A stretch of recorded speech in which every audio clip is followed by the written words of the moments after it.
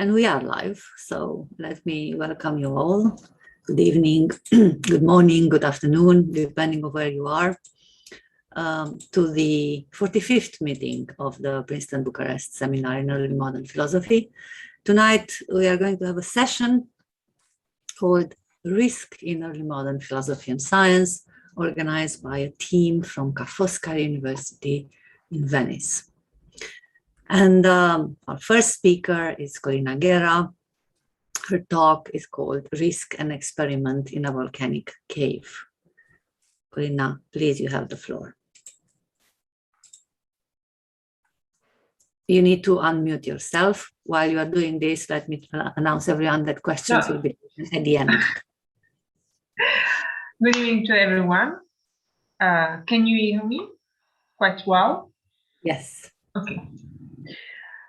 Thank you very much. And I'm going to share my PowerPoint presentation.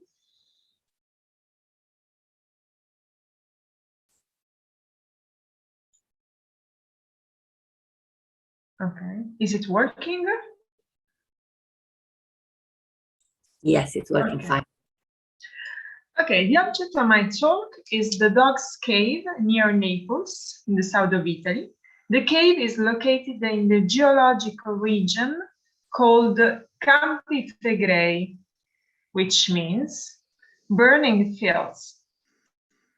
And it is near Lake Averno, which ancient writers believed was a gate to hell.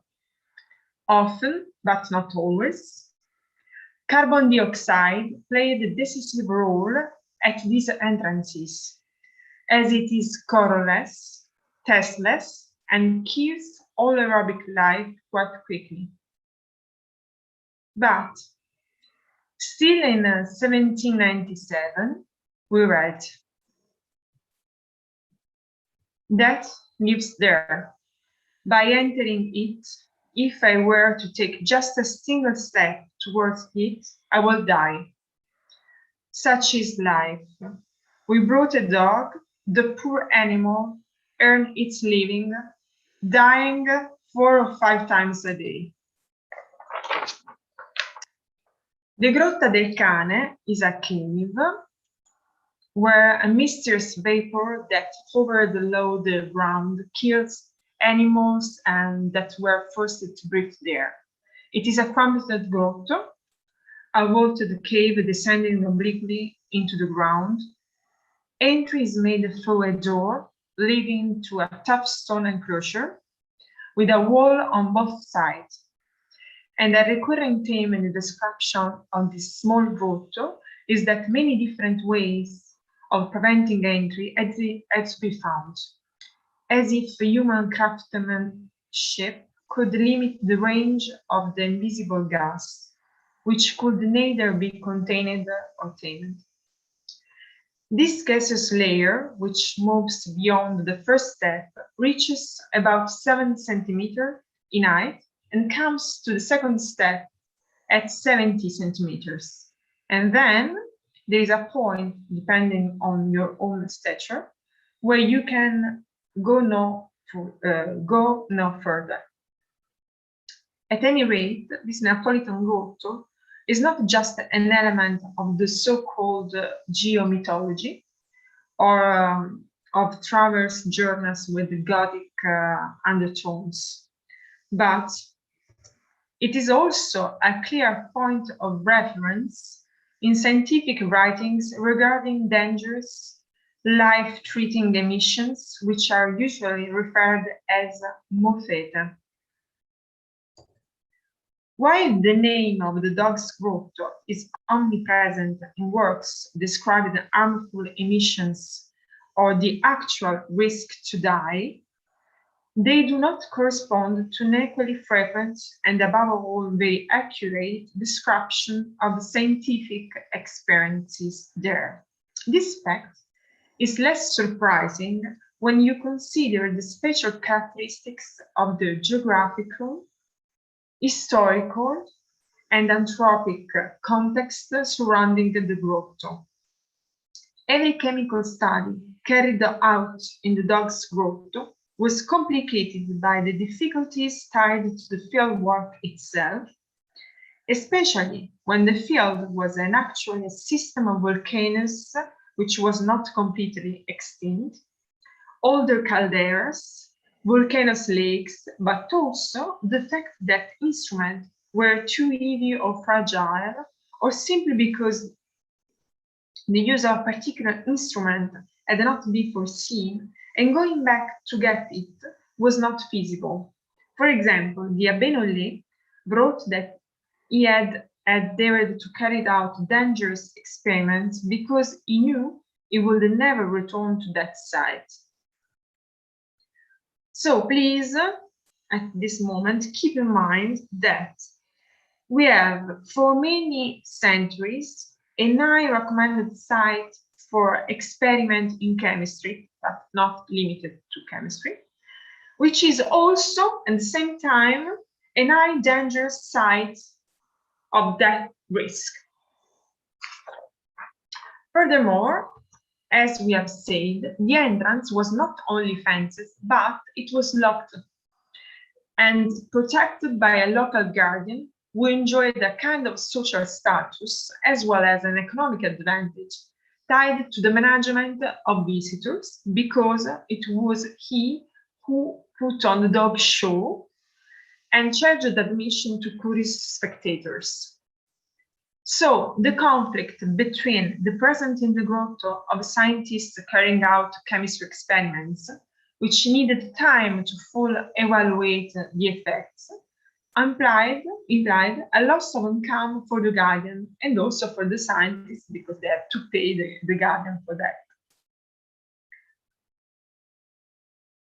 So now let's go to discover how to develop a scientific experience in the door of the hell. I mean, a typical volcanic landscape risk site.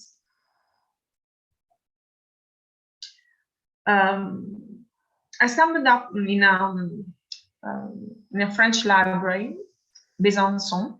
I found an handwritten letter about this grotto in a Napolitan book. And from the signature and the date, I deduced that the author was Alexis Jean Eustache Thébault, French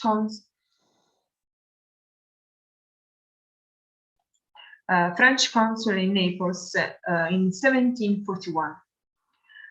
In the letter, the unknown recipient, which later I discovered was Réaumur, Thébault, the consul, described everything he had observed and verified.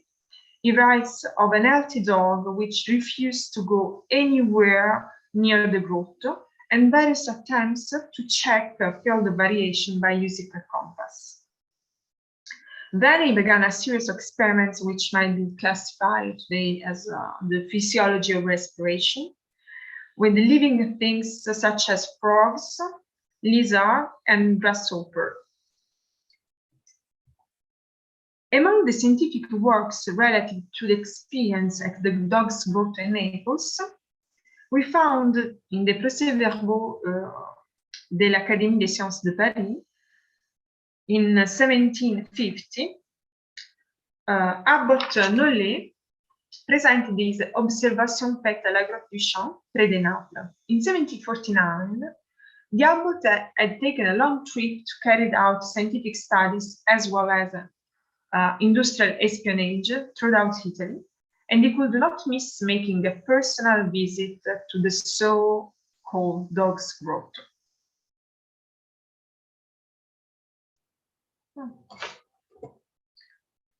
So Nollet gave an even more detailed account of the grotto.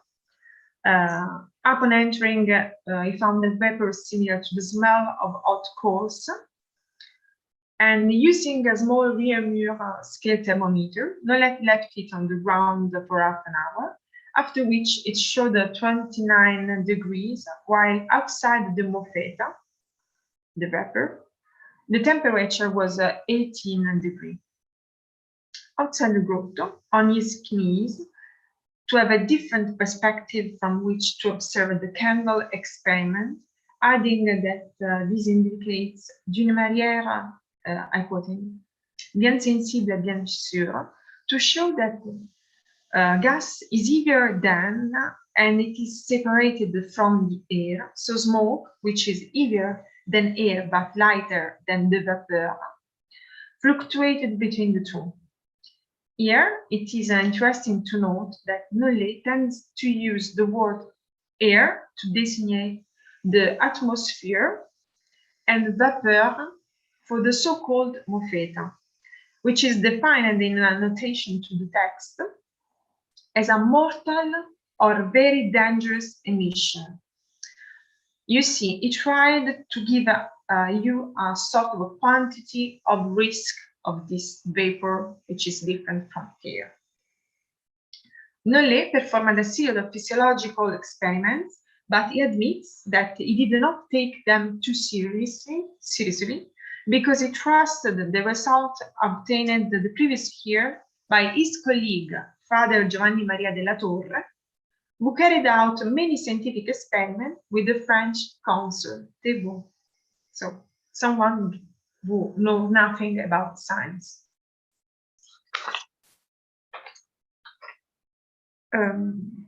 Still not satisfied, he dunked the pieces of a cloth in some very strong vinegar, attached it to the end of a stick, and exposed it to the vapor for 3 minutes. After which he saw no detectable sign of fermentation, but from there came the idea that the vinegar might protect animals from the vapors. So he wrapped the vinegar-soaked cloth around the mouth of a dog, leaving it free to breathe, of course. But despite the fact that the cloth near its nose was soaked with vinegar, the dog met the usual sad fate of the experiment. Because of these experiences, Nollet asserts that he is unable to identify the fluid that extinguishes flames and kills animals in the dog's grotto, but that it has become clear what it is not. At any rate, these are not just conjecture. Nollet immersed himself in the grotto on his hands and knees, making sure he did not breathe, or at least did not stay very long, and finally put his face 3 inches from the ground with his eyes open and sticking his tongue out. The more he studied this vapor, the less he seemed like the poison. So he fed a piece of bread soaked in the vapor to a chicken, one of the few ways the gas could be collected, and again, nothing happened. He concludes, I'm quoting, "The animals die not because they have been poisoned, but because they draw in a fluid that is incapable of supplying the needed air, which is also what the candle needs to burn." 40 years later, an Italian author wrote our second reference. But what changed in the description of a scientific study that had continued since the antiquity? Well, it just happened that there had been new discoveries in chemistry by Lavoisier in France, which were perfect for experiments involving the vapor of the dog's grotto.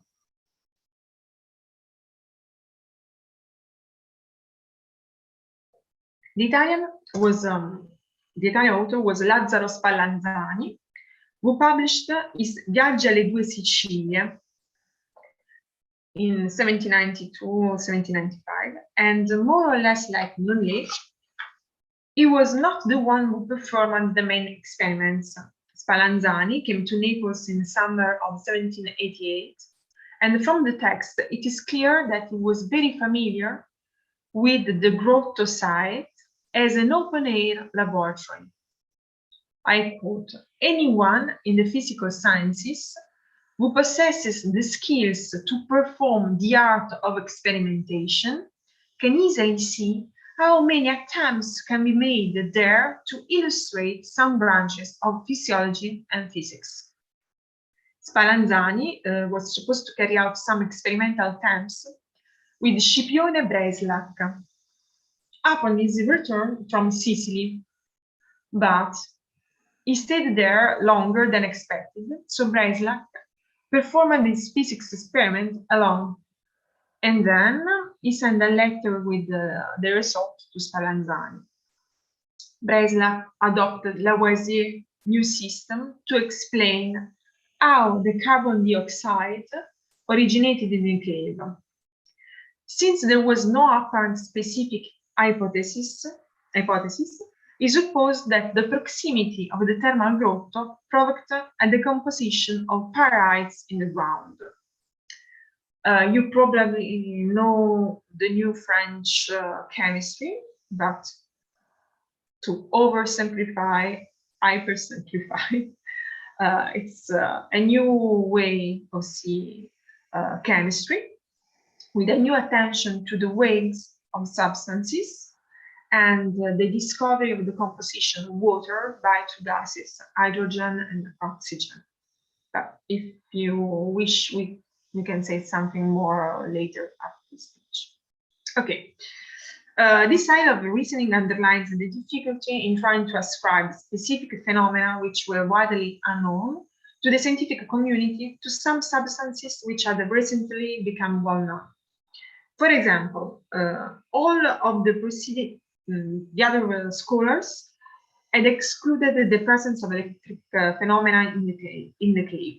But Breislak argues that these phenomena are not detectable, not because that air is not conducting electricity, but because the constant presence of humidity that disperses electric stuff.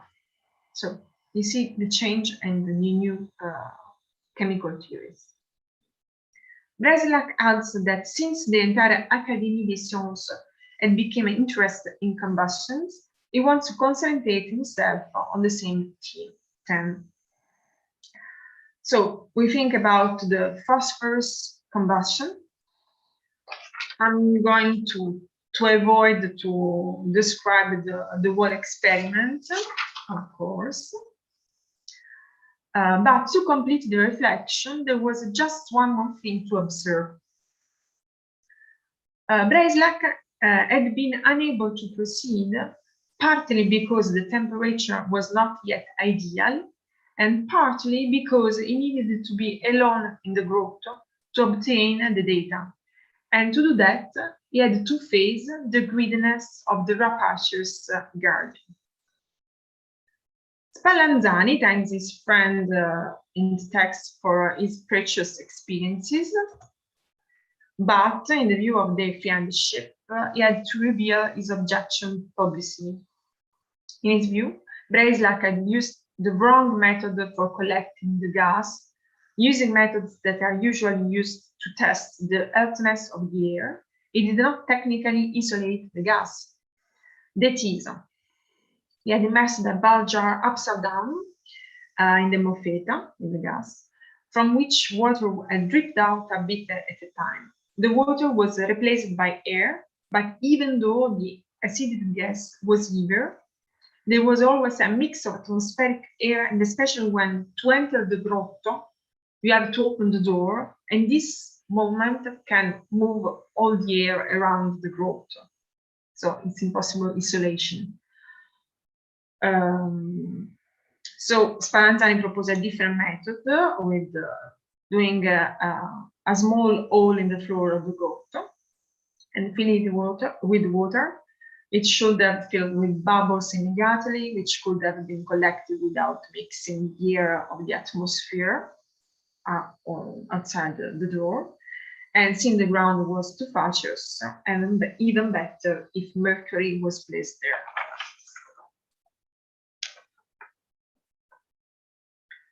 Naturally reports, no, there's another experiment description. I can jump. And naturally, the reports continue with a very few variation. For example, 100 years later, after Nollet, the only real change was when James Constantin reports that he used a fan and another instrument to move the moffetta, the gas of the grotto. But when it was interrupted, the moffetta tended to reclaim its space. So it was useless to avoid the risk of death in its grotto. Okay, I have chosen a couple of examples where it will seem to be quite evident that the chemical experiments done at this site were clearly facilitated and inviting, but they were always left unfinished.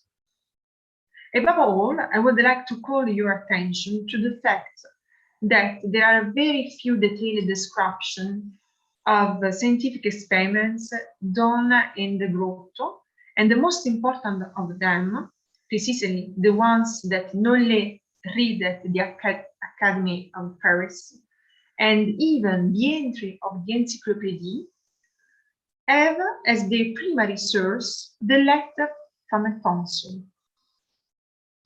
This lends credibility to the idea that the experiment carried out by the natural philosopher is a sort of a shared experience where the exchange began to have the same heuristic value as the phosphorus that burned in front of him, because the object of his studies eluded his in situ analysis, together with its nature of mortal gas, is a subject which has a social and a strong image, and the scholar did not have the tools to oppose it with sufficient proof to the contrary. So, I wonder if it was more important the courage to enter the grotto or to manage scientific skills, or to have deep scientific studies.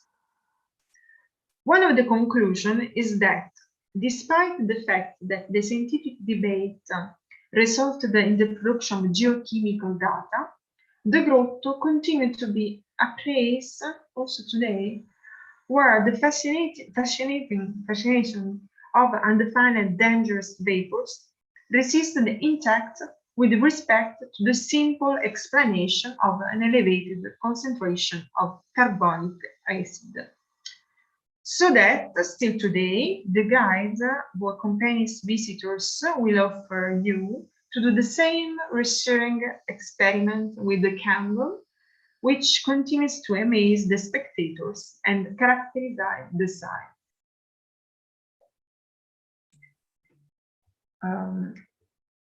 I don't know if you can listen to, but if you can't, don't worry, no panic, because it is not in Italian, it is not in English, but it is in Napolitan. So don't be scared. Ma non si spegne, guarda, la metto qua, non si spegne, la metto qua, non si spegne. Appena la metto al di sotto di quel livello nero, la fiamma si spegne subito, perché manca l'ossigeno.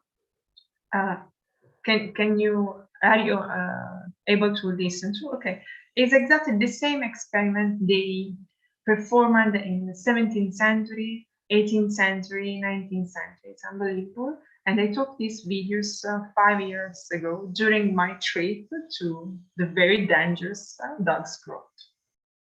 Thank you for your attention. Thank you, Corina. We shall move straight to our next speaker, who is Marie-Louise Léonard. Health and the Workplace in Early Modern Venice is the title of the next talk.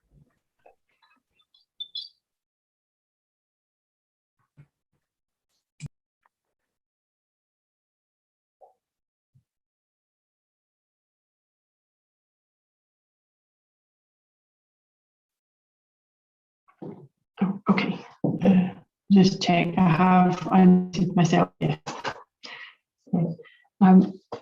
So my project centres on the relationship between work and health in early modern Italy.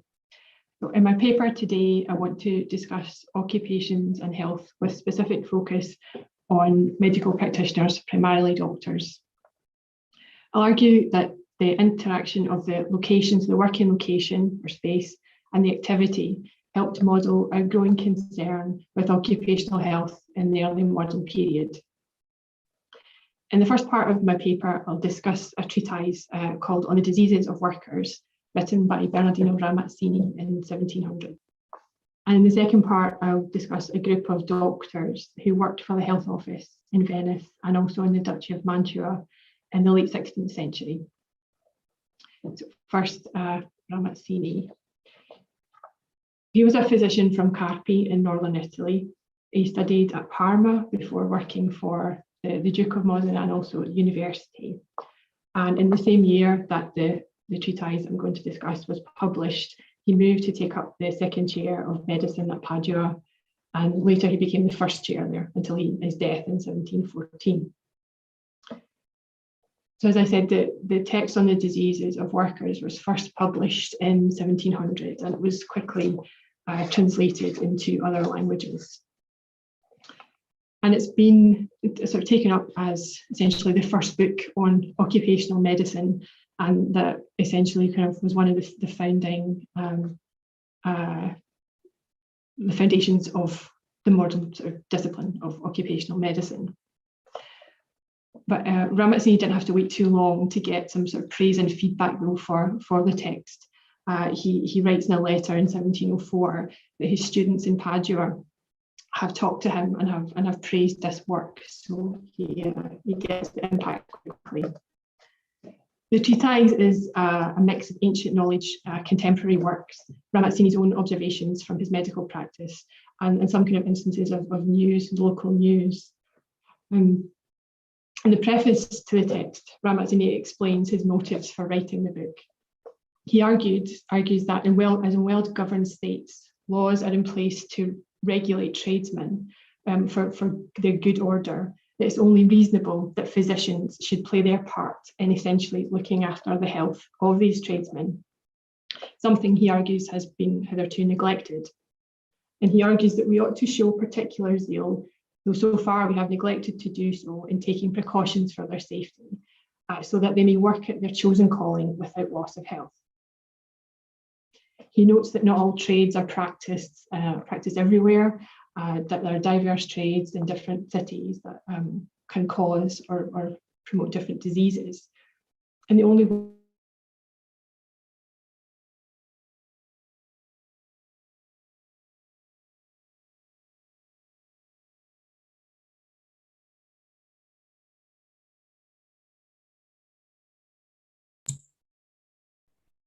is it me or do we have a problem?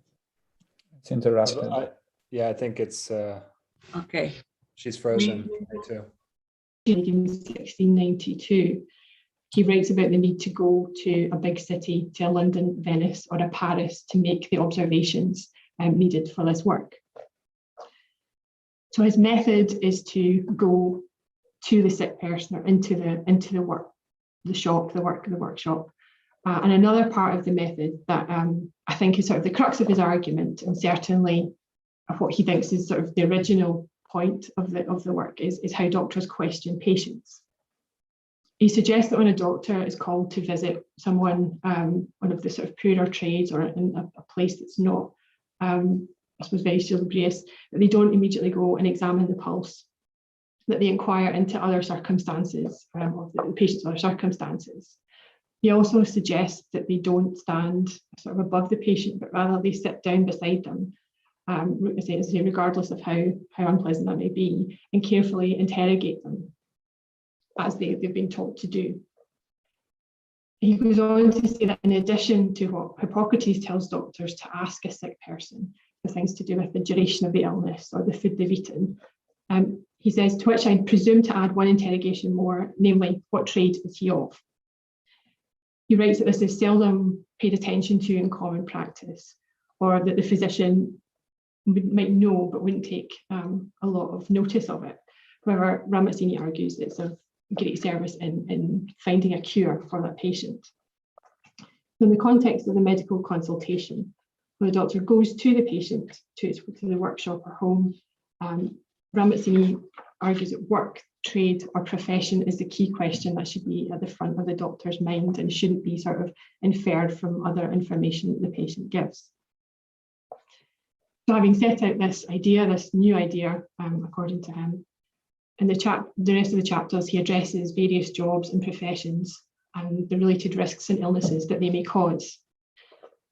Throughout the discussions, the environment of the workspace and the movement associated with the job are key themes.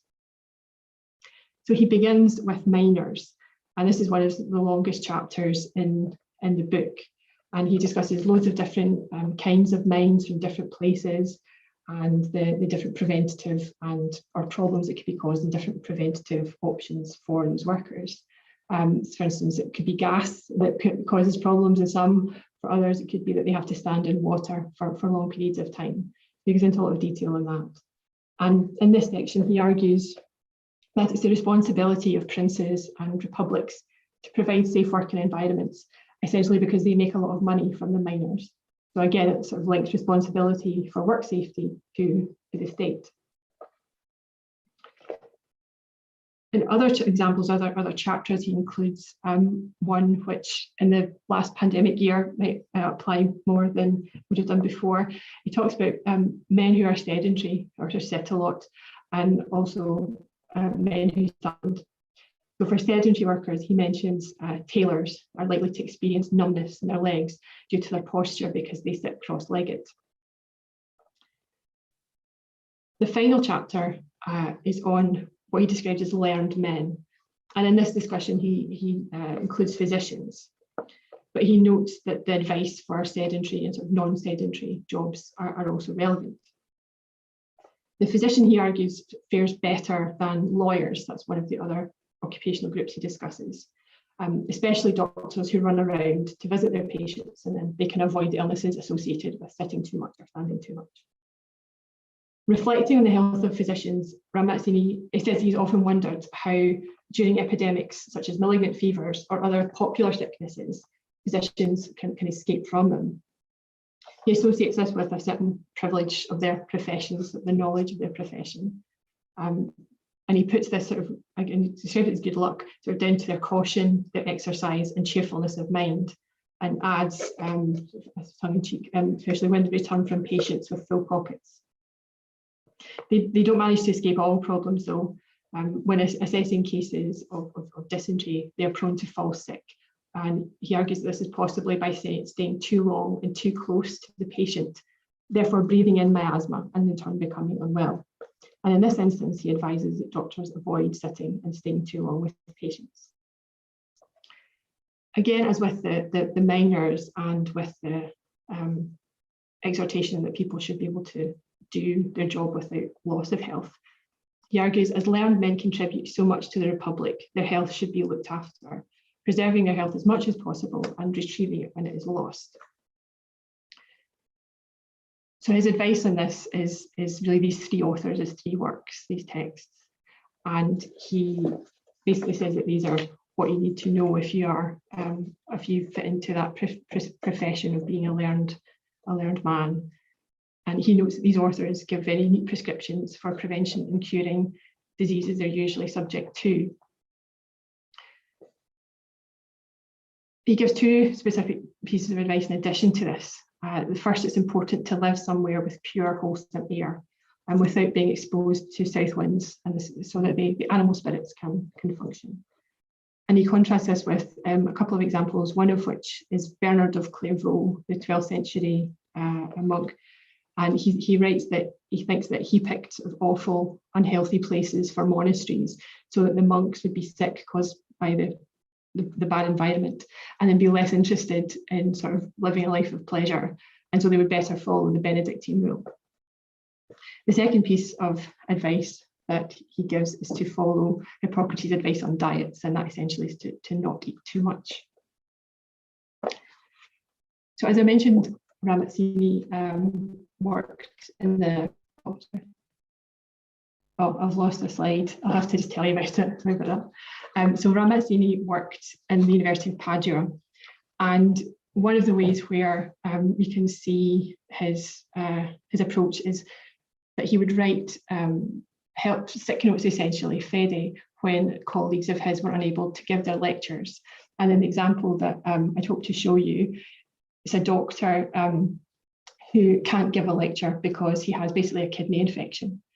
And so if you look at the text on the diseases of learned men, sort of problems with kidneys is one of the diseases that's mentioned there. So although he doesn't mention his book in the sick note, but it's the kind of connection between his theory around it and the practice kind of for his colleagues.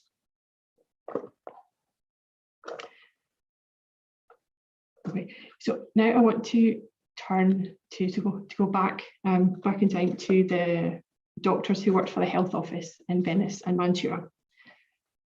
So this was an important job and had various responsibilities. For instance, in the 1630s, doctors in Venice had to carry out a review of burial spaces in the city, pointing out that they should be restricted due to dangerous odours that could escape the burial grounds and crypts. And they arranged to visit churches to check that those rules are being followed. So again, another way to monitor the environment and make sure it was north and south of the Italian peninsula. And Venice was particularly badly affected.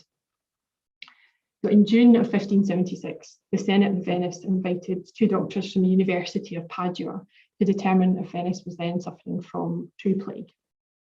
Mercuriali and Capo di Vacca argued that the disease was not true plague, because until that time, only the poor had succumbed to the disease. And in their report, when they mention this, they begin it by writing that they'd come to Venice to serve and they'd been willing to sort of put their life at risk to work in the city in that environment. They convinced the Venetian government of their view and proposed terms in order to treat the sick that were a direct challenge to the established practices of the health board in Venice, including a public announcement Venice didn't have plague, all quarantine was to be stopped, and the signs on people's doors to say they were infected had to be removed. One of the most sort of contentious points was that the Paduan doctors said that they would travel through the city, treating and touching the sick. And they did this, they got a boat and they travelled around the city doing that. And this was a concern for the health office in Venice and also for the health office in Padua, as they were anxious that the doctors would carry infection back with them. So moving around the city, visibly touching those who were suspected of being unwell was a real kind of obvious sign of the firmness of their position. And Richard Palmer argues that the offering to touch the sick was one of the most persuasive points in arguing against the health office. Unfortunately, the health board was vindicated when plague took hold in Venice, and a great number of people died, and I think about 50,000 of the population. A month or so after the Paduan doctors, the dispute, the health office reported that many doctors had died from what they call many labours and dangers, such that they didn't have enough doctors to work in the city, and they would have to sort of restrict access to healthcare. So they would just allow the doctors that they had to look after the nobles or citizens, so the sort of two upper levels, if you like, of Venetian society. So touching the poor in this instance is the plague sick, or who were potentially infected with plague. It's a visible sign, that they didn't have the disease.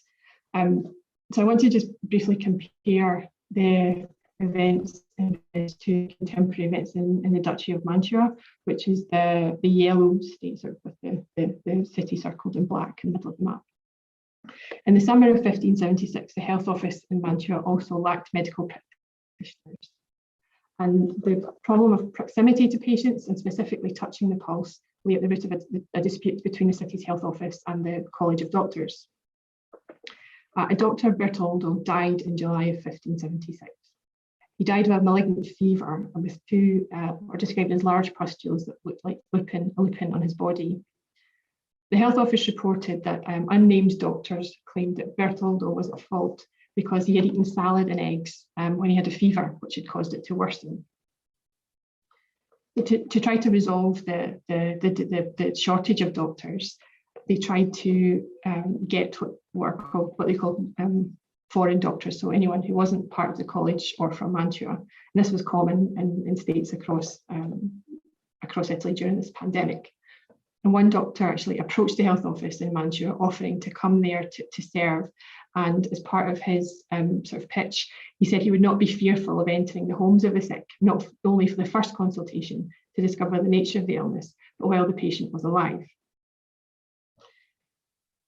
The following month, in August, the health office wrote that they were again short of doctors and out of hope, so they would have to force the doctors in Mantua to go into people's homes, which is something they didn't want to do.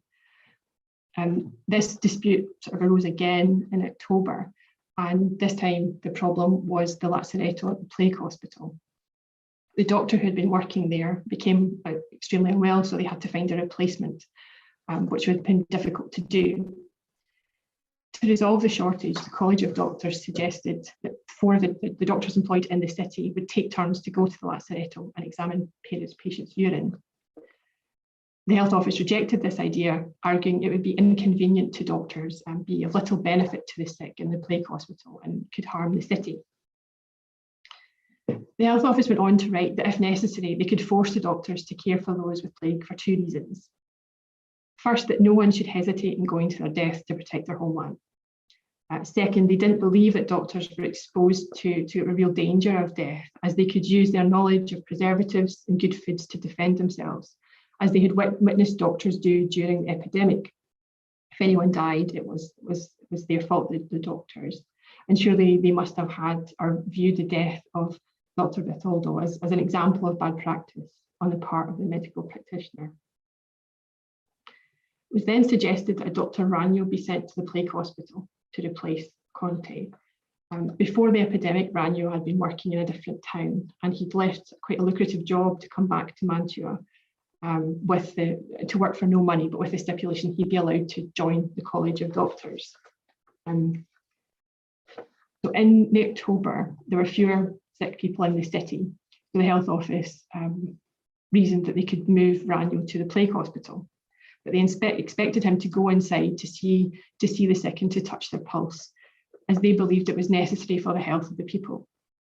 However, Ragno argued that he would rather be banished again and lose what he had, and given that he'd only come back to Mantua, this is not an idle threat.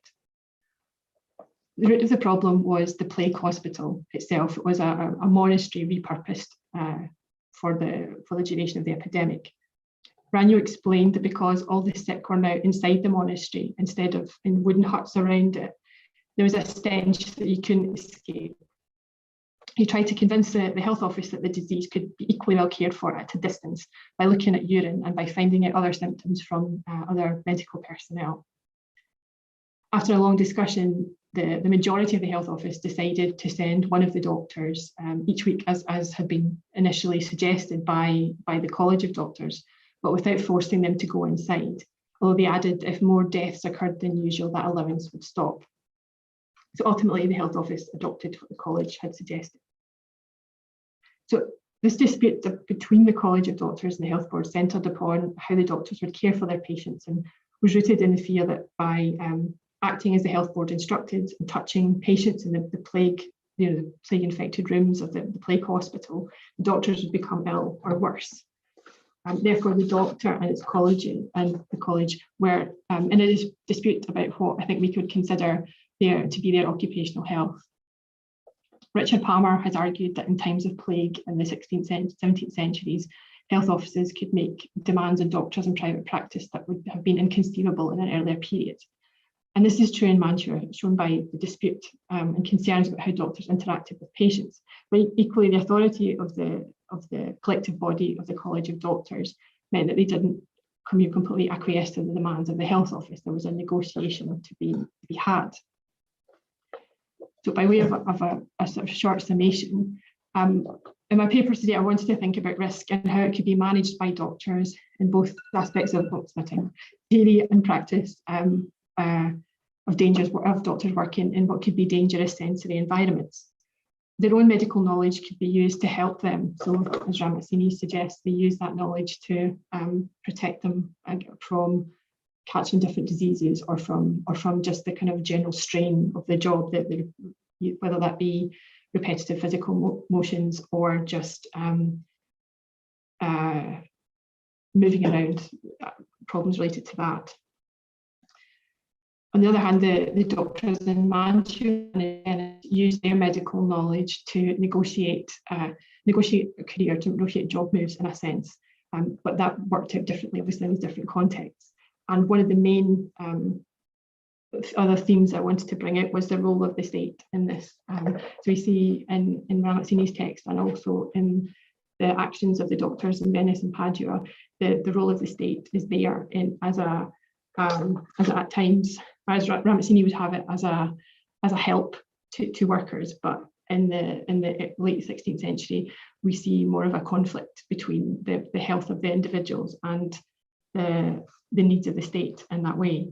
I suppose a final point would just to be that health information can be used to negotiate risk in medical theory and practice, and that questions around occupational health were happening long before Ramazzini writes his treatise, and could have quite significant impacts upon the medical care that could be that patients received in plague epidemics. Thank you. Thank you. Thank you. Let's move then to the next speaker tonight, who is Pietro Daniele Amodeo, and his talk is called Risk Management and the Lagoon of Venice. Pietro, you have the floor. Thank you. Okay, I hope you can see it and you can hear me.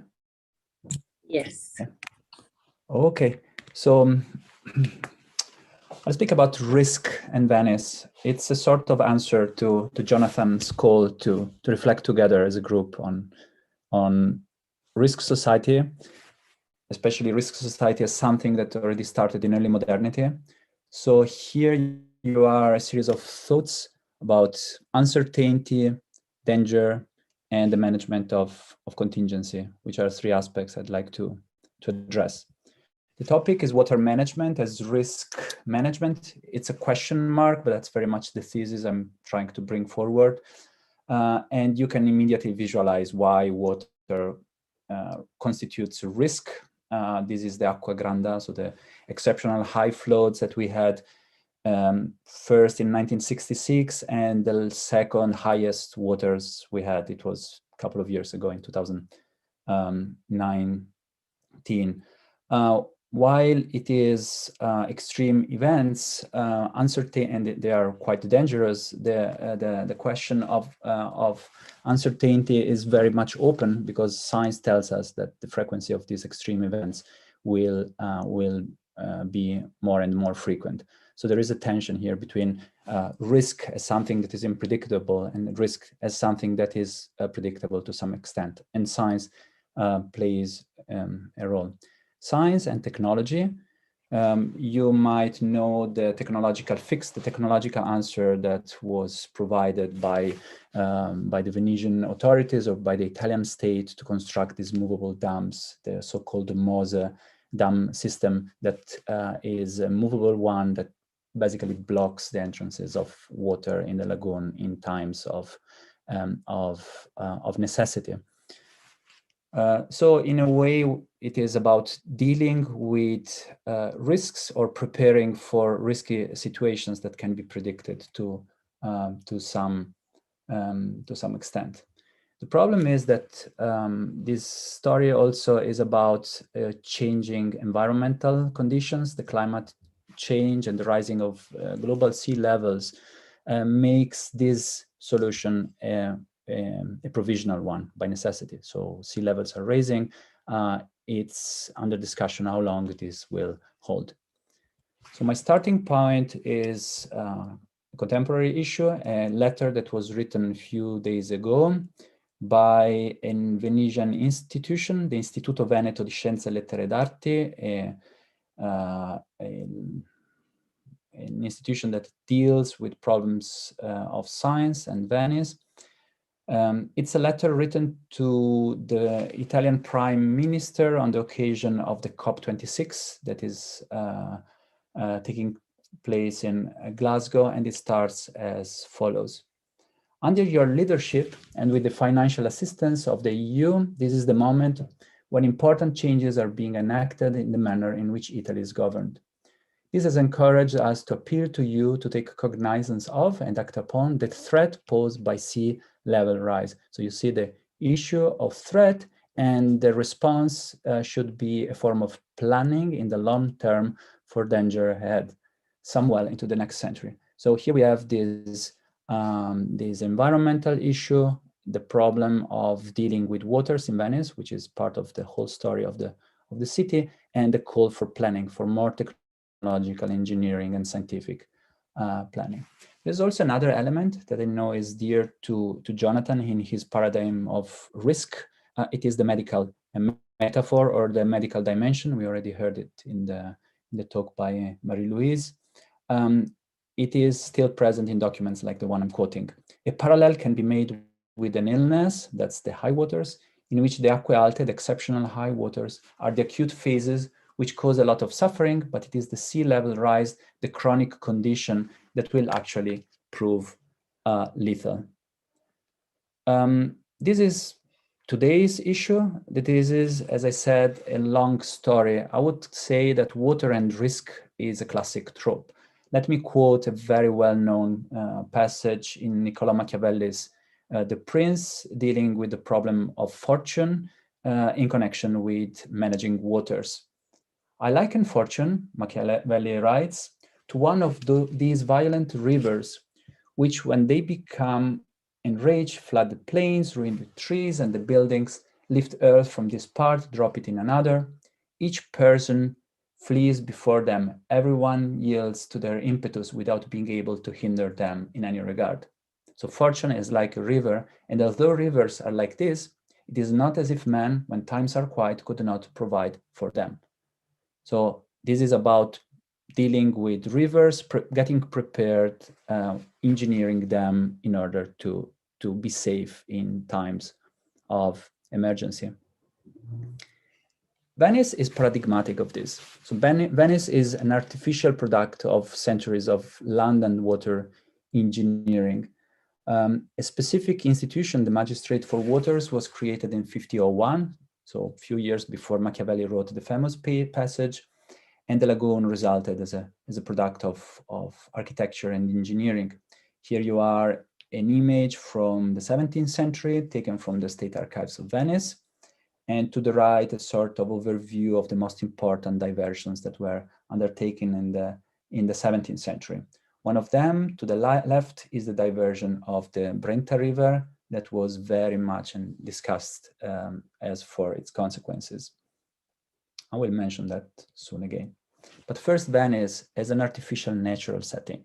It has been recently called the cyborg city. I'm quoting a friend, Denise Frazier, who delivered the talk at the Anthropocene campus in Venice and presented Venice as a sort of artificial natural setting in which the two dimensions, according to Anthropocene paradigm, cannot be sharply separated. So you have here images of today's human interactions with the environment, the fishing in enclosures and industrial waterscapes. But we don't have to think that it's just a recent phenomenon. Venetians were well aware of the artificial constituency of the lagoon. It was, as they said, a naturalized human agency. No, okay, they didn't say agency, that's my projection. They called it a naturalized setting in which human actions became nature. So in a report from 1623, dealing with the shallow waters of the Lagoon of Venice, we find this quotation that I very much like, in which the officers of the Magistrate for the Waters point to the problem of human actions as causes of the lagoon's ruin or of damages to the environment. But this cannot be by any means erased. I quote, because they are already inveterate and, so to speak, naturalized. naturate. So nature and human action are part of the same transformation of the territory. And the lagoon itself is often compared to a living body. So the medical, the biological metaphor has always been there. This is just a quotation. There are many that one could choose. This is about the dead lagoon, the part of the lagoon that is submerged only a few times a year. It is not really dead. It's a quotation from the same document from 1623. Rather, it can be said to be lost, like an animated body that fell because it was hit and lost an arm or another limb that cannot be renewed. Therefore, it's dead as to its cooperating power and virtue. This is officers' documents in the archives. That part of the lagoon on which exceptionally high waters flow is similar to such a body.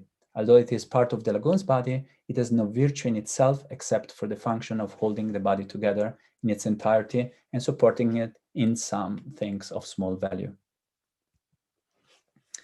These documents are part of a constant exercise in assessing the state of the lagoon and the consequences of interventions, public works like diversions of rivers. This huge folder you see, it's a collection of documents on the consequences of river diversions in the early 17th century. They contain a document that I already presented at some meeting.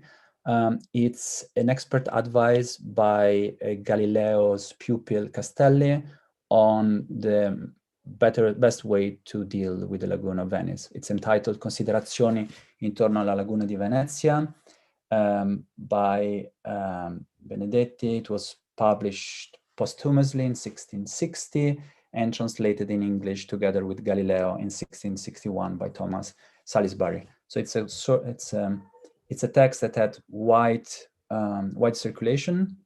In Europe, it's a text of a champion of Galilean science. His Water della misura dell'acque correnti is considered a work that gives the foundation of hydrodynamics. For instance, Boris Hessen, the externalist historian of science, in an unpublished anthology, mentioned at length Castelli's treatise on hydraulic as text that opened up a new field through which the mechanics of liquid entered the field of physical laws. Hessen also added that Castelli is the first testimony to the success of the Galilean approach to nature and the document of the dependence of the latter on the questions and needs of the time. So the text is certainly linked to the questions and needs of the time. It's included in this collection of documents on the state of the lagoon of Venice, but it was no success at all, or it was no success of Galilean science. In fact, through his technique of measurement of running water, Castelli was able to measure, to quantify the water that had been diverted through the diversion of the river Brenta, and he claimed that these diverted waters caused the lowering of the lagoon levels. So his solution was quite simple. The Brenta River should be brought back to the lagoon. Although he had sophisticated methods of measurement and calculation, he forgot completely geology, cosmology, considerations of the very concrete nature of the elements he was dealing with. So river sediments are not taken into account. The version of the river is not taken into consideration from this viewpoint, and especially the main flow of the argument was that the level of the lagoon depended on sea levels and not on how much water flows from rivers.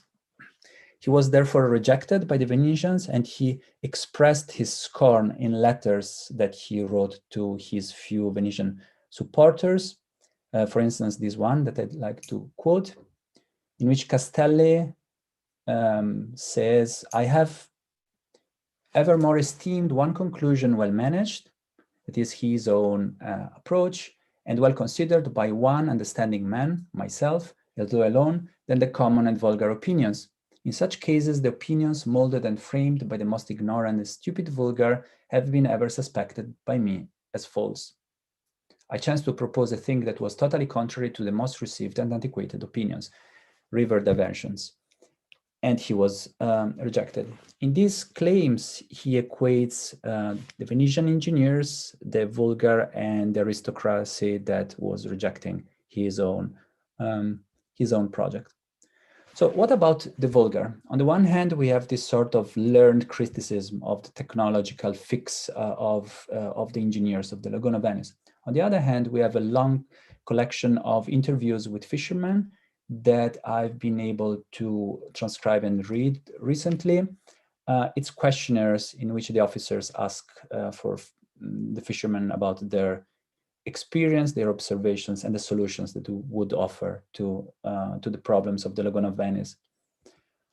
In general, fishermen are skeptical about technological decisions and landscape engineering, like the diversion of the river. So, for instance, we have here an interview of a fisherman from San Nicolò, who declares that the diversion of the Brenta River did not produce anything useful. And you will find this in all of the documents. So all of fishermen are quite consistent by rejecting the solution of the river, of the diversion of the river. Their criticism is based on some considerations. The lagoon has become shallower. So nobody knows the causes, but the most likely one they claim is the diversion of the river. So just like Castelli, for different reasons, just observation. After the diversion, waters are lower. The water does not flow anymore as before. There is difficulty to navigate earlier. So the channels, more algae are invading the lagoon. There is fish scarcity, erosion of salt marshes, and alteration of the semi-submerged islands called the Velme, and the formation of new sandbanks that make the lagoon inlets and the harbor difficult to navigate. So this is their observations, their experience, which is collected by the magistrates. Fishermen generally appeal, so in their arguments, sometimes they refuse to investigate the causes. They say that they don't know the causes, but they can see results of natural transformations of the lagoon or artificial ones. Actually, we find this sort of statements. The interviewer in this case asks a fisherman, "What remedy do you think that could be found in order to improve the lagoon and the canals?" And Nadalin Gritti of San Nicolò, a 64 years old fisherman, answers, "I do not know anything certain, because I observed during the years that nature operates more than any other thing." So there is a sort of trust in nature. The fisherman doesn't really see the necessity of major engineering. The same is to be found in calls or in references to God's providence. So for instance, the chief of the fisherman community, the Gastaldo of the Nicolotti, says, I think as follows. He's the first interviewed. The chief of the community is the first one who speaks with the officers and says, the officers of the water magistrate, and says, I think as follows, the water should walk as it did before. I am persuaded that Brenta, the river, should be brought back where it used to be, because God made it as it should. While the authorities don't say much when they encounter statements about nature. Nature shapes the landscape, nature fixes things or transforms the lagoon. They react to these sort of statements. In this case, as in others. So when people appeal to God's providence, there is an answer. And this is the case, for instance, here, in which the water officer rejects the argument about God's providence by saying the river Brenta did not naturally end where we used to have it, but it had been artificially brought there, condotta con arte. So we need to think in terms of artificiality, of engineering, and of history. There is here a conflict between the memory of the individual, their individual experience, and the memory of the art, the memory of institutions. The Castaldo, in fact, answers, sure, but I cannot remember that because I always saw it, the lagoon, like this. So I cannot remember, but the institutions can. The same happens in other cases in which people appeal to the experience of their fathers, elder fathers, for instance, and reports about how the state of the lagoon was before. So these are the sort of materials that I wanted to bring to your attention before I present just a few remarks. I say concluding, but actually they are provisional, since I think it's still in the making, the idea to work together on risk. There are some key aspects I think are particularly important to be stressed concerning Venice water politics. First, I have sources that show the centrality of water governance throughout the history of Venice, and there is so much work that could be done on this, but also the many discontents, scientists as well as common people or certain specific communities like the fishermen. So this is a form of risk management, and risk management entails negotiations, tensions, and also the need for exchanges like the ones I showed between the authorities and the fishermen. Labor and experience played an important role to monitor the territory, to assess the problems, and check the consequences of technical solutions. So technical solutions were done peu à peu, facing new problems. The solutions need to be fixed in themselves. So there was a chain of interventions and solutions that I think is characteristic of the whole history. Think of the movable dams. They've been constructed, but they are not sufficient. So now we have to fix the fixation, and we have to fix the solution. Memory, very important element. Life experience and historical memory as two sometimes conflicting dimensions or to conflicting scales in the assessment of risk. And science plays a crucial role as an antidote to uncertainty, because it makes the uncertain foreseeable to some extent. The knowledge about the lagoon, the knowledge about global phenomena today. And engineering more as the means for prevention of danger or for the preparation for extreme events, as Machiavelli claimed. And the last point I'd like to make is about what I'm calling contingency metabolism, that is the management of contingency, or so to say, the transformation of the exception into a new norm. If you think of Venice, Venice is an exception that has been transformed into a norm, and this norm has to be fixed all of the time. So the enemy, what is exceptional, what is external to the regular course of things, is not just a risk, but becomes an opportunity, or at least a pattern to be repeated and transformed into the basis of a new state of affairs. And that's it. Thank you so much. Thank you, Pietro. This is great. Let's move to the next and last talk of this panel. Jonathan Regier is going to talk about Girolamo Cardano on disasters. Jonathan, you have the floor. Thank you, Dana. And I'm just going to share my screen. There we go. And start it up. Play from start. And I'll set my timer for 20 minutes so that I don't go over. Well, I have it full screen. Excuse me. I'm gonna read off of a piece of paper because I can't read off my screen. So when Girolamo Cardano was in his early 70s, after facing an Inquisition trial in Bologna, he relocated to Rome. In Rome, he became personal physician to the Pope and was eventually admitted to the Roman College of Physicians. During these final years, he wrote his autobiography, the De Propria Vita, one of the extraordinary literary works of the 16th century. It is pure history, he writes. It teaches no lessons and is without embellishment. The De Vita can feel like a hall of mirrors. Each chapter furnishes a theme by which Cardano considers and reconsiders his character and reorganizes his experiences.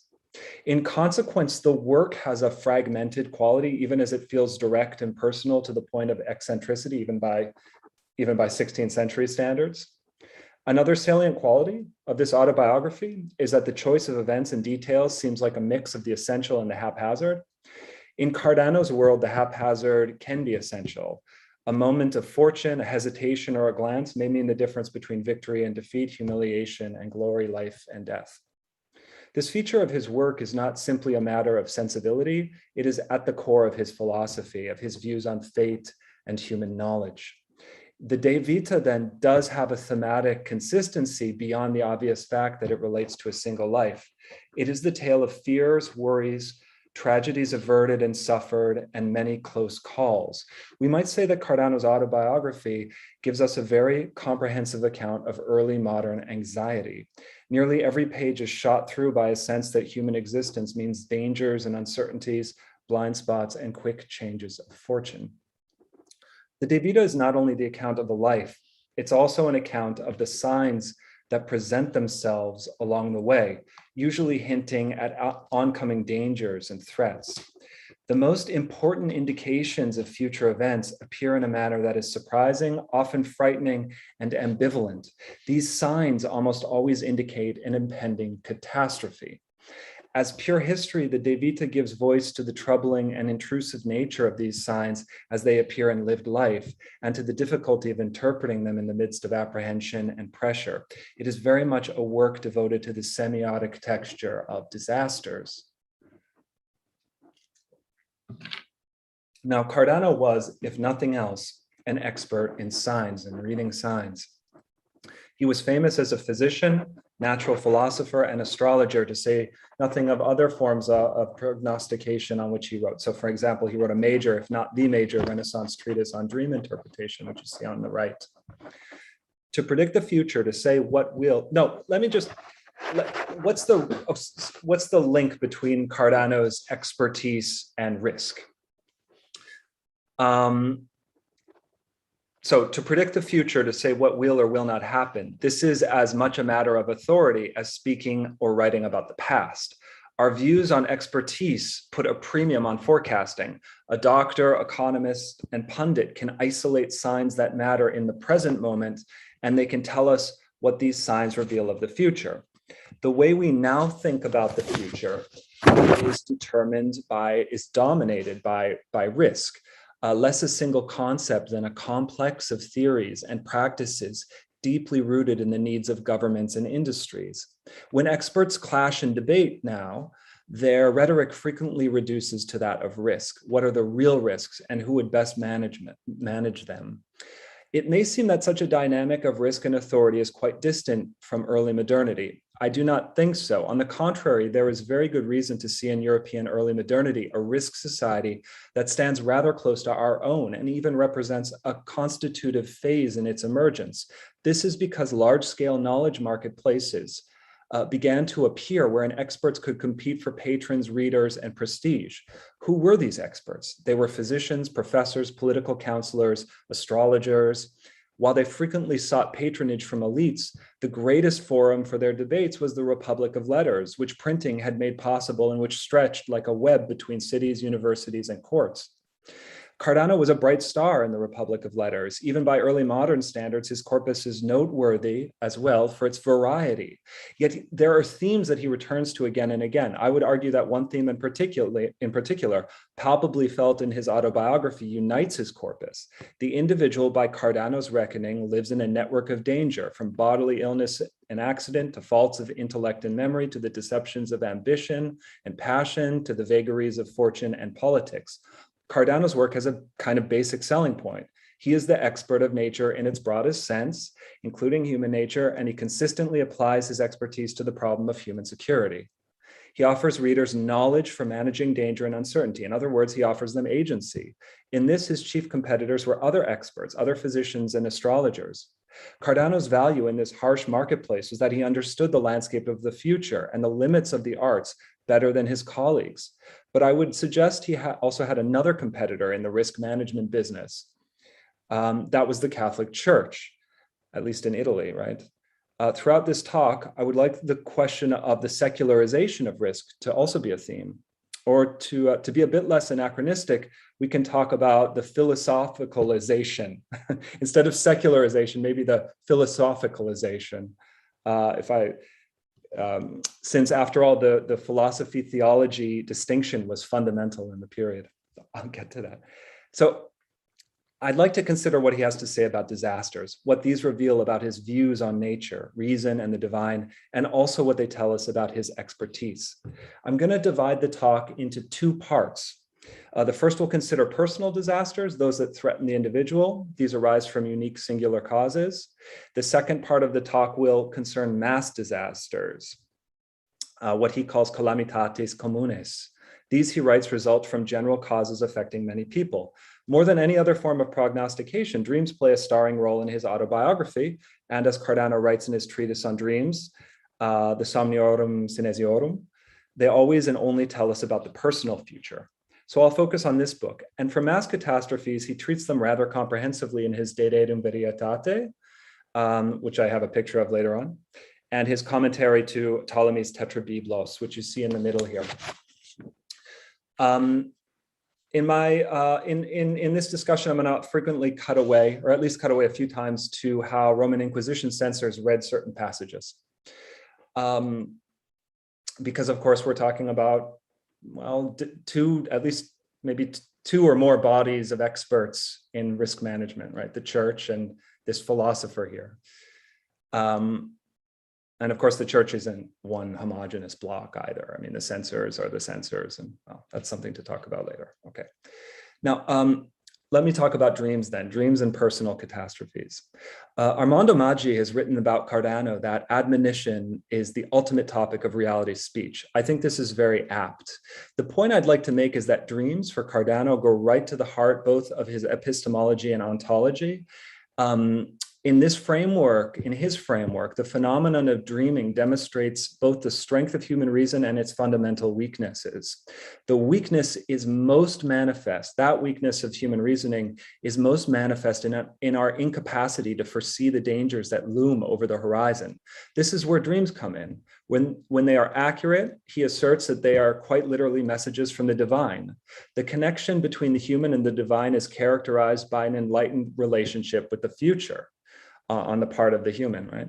Cardano, the expert of dreams, is there to help his readers cultivate that connection with the divine, that relationship with the future. So the Somniorum Synesiorum, the full title is The Four Books on the Dreams of Synesius. So the work is inspired by a treatise on dreams written by Synesius of Cyrene, how do we say it in English? Cyrene, who was a 4th century Christian Neoplatonist. Now, the subject of the book, of Cardano's book, is what he calls divine dreams.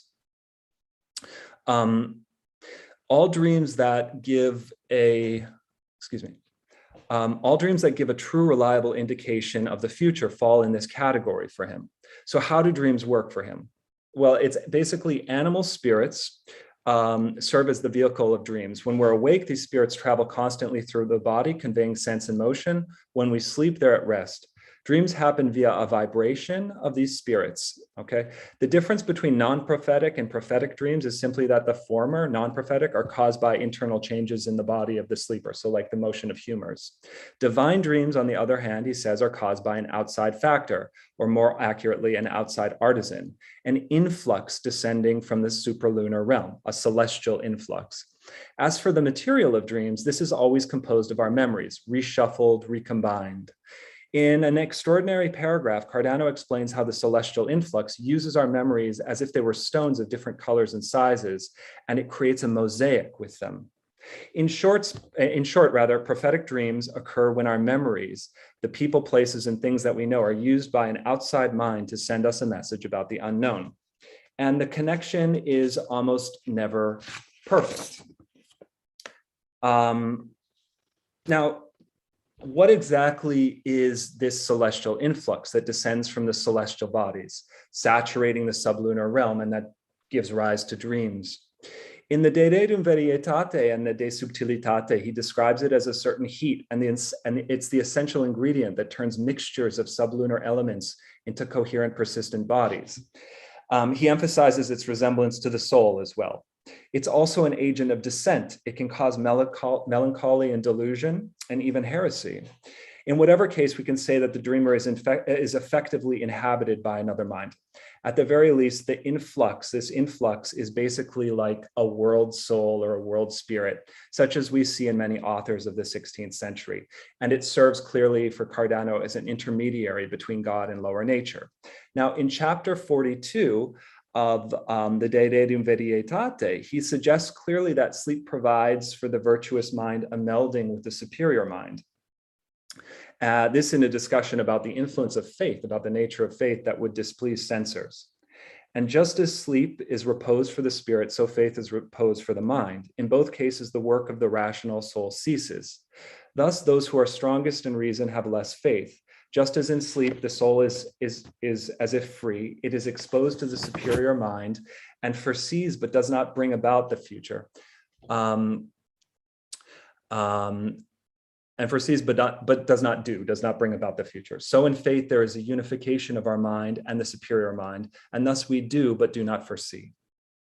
Now, the first Inquisition censor report on Cardano was devoted to this De Deum Verietate, and that censor rather laconically summed up his view on the passage by saying that Cardano wrote as if he knew nothing of philosophy or theology. For a Catholic censor of the 16th century to set philosophy and theology in opposition was scandalous. To suggest that reason was incompatible with faith was completely unacceptable. Cardano doesn't mean to say as much here. His work, as I mentioned, is marked by a sensitivity to the limits of human reason, limits most clearly seen in our relationship with the future, especially in our incapacity to protect ourselves against dangers beyond the horizon. The fact that faith is described as a kind of sleep of the reason is not to disparage faith, but reason. Dreams bring a certain divine knowledge of the future, a knowledge without action. Faith brings a certain divine capacity for acting to secure some future condition. Now, the question of self-preservation, of risk and response is so prominent in Cardano's thought. It is no surprise that he has our relationship with the divine manifesting as a kind of metaphysical early warning system. He's offering his readers a certain kind of expertise that they can put to use to ensure their safety and prosperity. Dreams arise from a basic coordination between fundamental constituents of the cosmos. This is perhaps unsurprising. Expertise must by definition correspond to some reality. Now, knowledge of danger would be of little worth if that danger were unavoidable. And here we should note how Cardano builds the possibility for response into the very fact of glimpsing the future. Let's look at the following passage for a clear sense of the kind of agency implied. And this is from the Dream Treatise. And as with all human misfortunes, we can avoid some and easily, and others with difficulty. And we deflect others still, although they may wound us. And there are some to which we can only succumb. It suffices for you to know that in dreams, we do not see the image of the wound, but the shadow of the thrown spear. Now, let me come to public catastrophes. And then I'll return to dreams and censorship as well. So the apocalypse, the return of Christ, the last judgment, the martyrdom of saints, and the damnation of heretics. Among early modern Christians, these were future events. They were also certain events. For the Inquisition of the 16th century, they were divinely decreed and in no way the result of natural causes. The Inquisition's view, interestingly enough, seemed to extend to cover catastrophes and disasters of all sorts. So, for example, one censor in 1570 complains of Cardano's manner of linking comets with political sedition, war, inundations, and other catastrophes. And I think you should have that there, yeah. Cardano basically writes that comets are usually seen when the air is tenuous, and that will signify wind, which can cause death in individuals made easily sick due to their weakened constitutions. So specifically, he says those who eat too much delicate food indulge in too much pleasure, and princes and kings engage in precisely those activities. Hence, when comets arise, princes grow sick or die, which leads to the rise of sedition and war. It was surprising to me when I found a censor very upset, an important censor, about what might seem, about this link between comets and seditions. sedition, excuse me, because it seems like Cardano was engaged here in a legitimate form of prognostication. So during the Council of Trent, the church had reaffirmed a consensus view on prognostication. And according to this view, it was acceptable to prognosticate based on natural causes that might incline us to behave one way or another. And this set something of a boundary around astrology. And at least in the above example of comets and dissolute princes, Cardano was working within those boundaries. Now, reading the report of the censor in question, we soon get a hint of what is at stake. From the censorial perspective, catastrophes must be grounded in divine will. I'll return to this. Now, in chapter 45 of the De Rerum Verietate, which is, oh no, excuse me, there it is. Cardano discusses major catastrophes, describing them from a completely natural point of view, that is, as the result of general causes. The greater and more encompassing the event, he says, the more general its causes must be. So there are those caused by elements, those caused by humans, like war, those caused by animals, like famine, when they eat too many crops, et cetera, et cetera.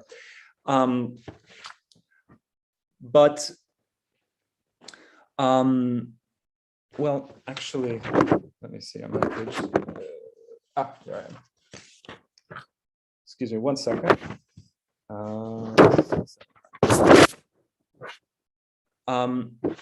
Essentially, he gives a very naturalized, completely naturalized view on catastrophes, and that includes saying, Sodom and Gomorrah, well, they have too much, what does he say? They had historically much sulfur and bitumen in the earth there. Now, the essential point for the first censor that reads this work, and this is in the De Rerum Verietate, is that disasters must arise, again, from divine will. And so the censor flags this, and then he signs off on the matter by paraphrasing from the Old Testament episode of King David and the plague. And he just writes, melius est incidere in manus Dei quam hominum. So it's better to fall in the hands of God than men. In that story, that biblical story, David had outraged God, who in turn presented David with the choice between three punishments. So you get 3 years of famine, 3 months of fleeing enemies, or 3 days of plague. And this is where David answers that he would rather fall into the hands of God, whose mercy is great, than into the hands of men. In response, God, of course, sends a plague through Israel and wipes out 70,000 people by biblical account. Now, from the censor's point of view, divine justice must be discernible in catastrophes, a position grounded in biblical authority and in a view of history with at least 2 indispensable features. And here I'll kind of conclude. These 2 indispensable features, one is the divinely directed course of history, tending toward the triumph of Christianity, and the other is the possibility of individual free will. Now, in fairness, both of these features are central to Cardano's account of the future. The problem for the Inquisition is that they appear in a heavily naturalized or astrologized fashion. And you can see that in both the case of the personal catastrophes, or at least in this case, foreseeing the personal catastrophes, having insight into them and being kind of enlightened by this kind of strange astrological force. In the case of public catastrophes, it's rather the play of the astrological force on wider populations. But in both cases, we have very kind of naturalized accounts. And so astrology, naturalization or astrologization. Astrology for Cardano is in some sense the art closest to the phenomenon of mass catastrophes, simply because it deals with the most general causes. And for Cardano, the heavens are the most privileged instrument in enacting the world historical fate that God has, God has determined and set into motion. And so I'll end with this passage from his commentary on the Tetrabiblos, and see how he explains at least war as a kind of divine/astrological phenomenon. This passage is really essential for understanding both how this dynamic works, this astrological, mental, passional dynamic works, and for understanding how, when political storm clouds are gathering, Cardano sees the agency of the solitary and vulnerable figure outside the corridors of power. But this could be any individual in the midst of some oncoming mass disaster. It is clear why it is written in sacred scripture that the heart of the king is in the hand of God, that he steers it wherever he wishes. For example, because God wished to afflict the Germans with some great and destructive war, he took the hearts of Caesar and the king of the Gauls by way of the heavens and of great conjunctions. And the hearts of kings, because whether a region is well or poorly managed, comes down to the will of kings, and the accidents of kingdoms are subjected to the general assembly of the heavens. It is therefore necessary that the hearts of princes be governed by the constellations of the heavens. But the human heart cannot resist such wrenching force. Hence it is clear why the hearts and minds of princes are more subject to the necessity of the heavens and divine will, although they are in general freer than those of private citizens. This necessity within the hearts of princes is fastened to divine will, hence a necessity of outcome and not a sin. For this reason, free will is not abolished, and no absurdity is implied, even according to those people who affirm our will to be entirely free. Thus, it is also clear why, in the above, Ptolemy has said that this science, astrology, teaches us to recognize the divine. What precisely is divine? Because as we have just mentioned, certain events happen according to the necessity of fate, while certain events can be deflected. It is as if a person found himself in the sea during a tempest, and although he foresaw the danger, he could not avoid it. The person skilled in swimming through heavy currents will be saved from danger, while another unskilled person hardly so. Now, this passage, as you can guess, was flagged by censors, although with little commentary on their part. It's not hard to see what the problem is, though. When the Inquisition finally presented Cardano with an official list of his heterodox positions, they accused him of making the rise of Christianity, along with the waxing and waning of Judaism and Islam, a matter of natural causes. They also accused him of doing the same to free will, and for good measure, they claimed that he had attributed to the heavens a demonic influence, allowing people to predict the future. Now, we've seen how completely a natural factor, the celestial influx, the astrological, mediates the divine in dreams. Here with mass disasters, it's the same problem for the Inquisition, but at a different scale. Catastrophes are key events of history. What does it mean for catastrophes to be so heavily mediated by nature rather than the divine? What does it mean for the philosophers to be the experts of catastrophes rather than the theologians? So I'll stop there. Thank you very much. Thank you, Jonathan, and thank you all. It's now time for questions. We have some time to raise questions and start the discussion. So please either raise your hand or write a line in the chat. Dan.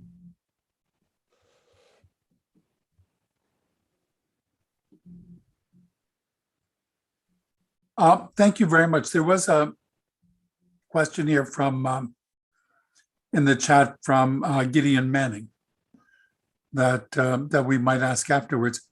But listening to this last presentation, one thing that I was wondering about, I mean, you were talking about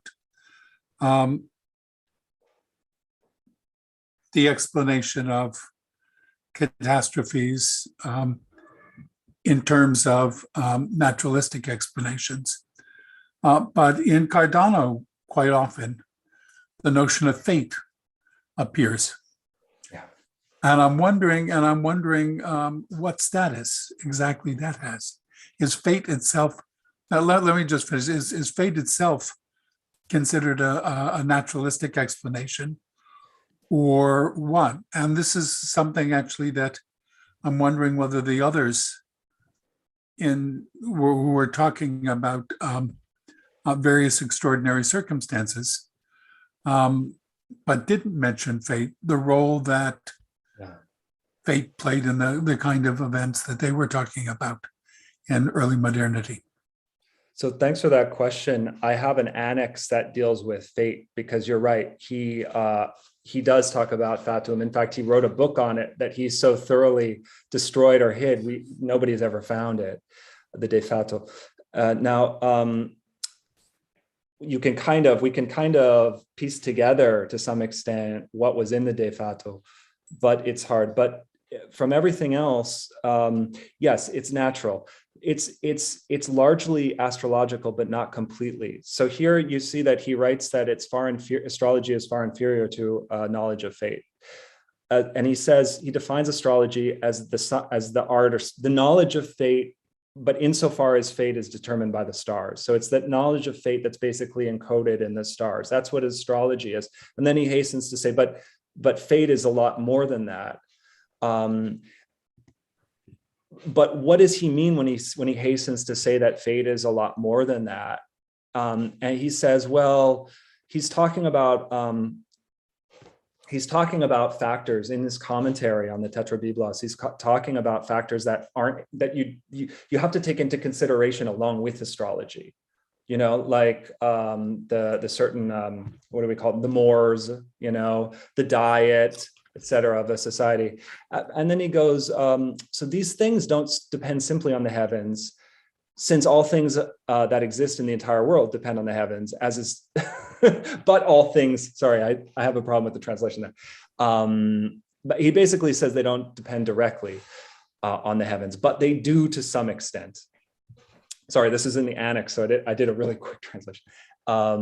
But they do depend on, to some extent. And that tells you that fate in general, when he talks about it, it is natural. It's just, it's so complex. The field of natural causes of astrological, superlunar and sublunar, and the issue of the human is so complex that it's just impossible to have a kind of unified science of fate, but it's hugely naturalized. Nature is really, and this is the problem with when you get to the Inquisition, more and more, it just occurs to me that this is the problem. The problem is that everything, yeah, he's always talking about God, but everything is completely mediated through nature. And I really think to understand this is an issue of expertise. He's the expert of nature, so just go to him. And if you've got problems and worries, go to him. You don't have to go so much to the church and pray for intercession or whatever. I mean, that's a silly way of putting it, but that's something of the point. Yeah, thanks.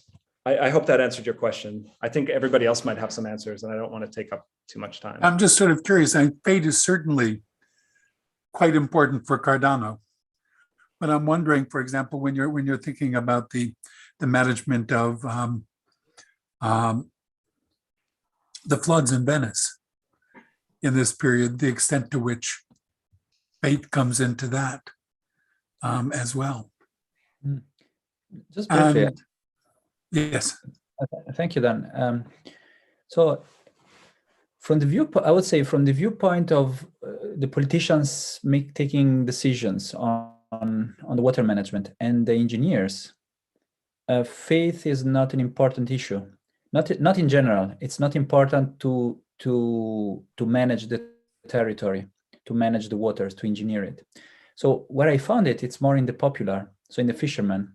And then I was wondering, it's as I showed, it's even so appeals to God. God will make his, or nature both will make their course, or they just will, or everything will be fixed by God. So there is this sort of faith in the fisherman's case. And I was wondering, what's the purpose, or what's the point here? And I think the point is that they didn't really care about big engineering projects.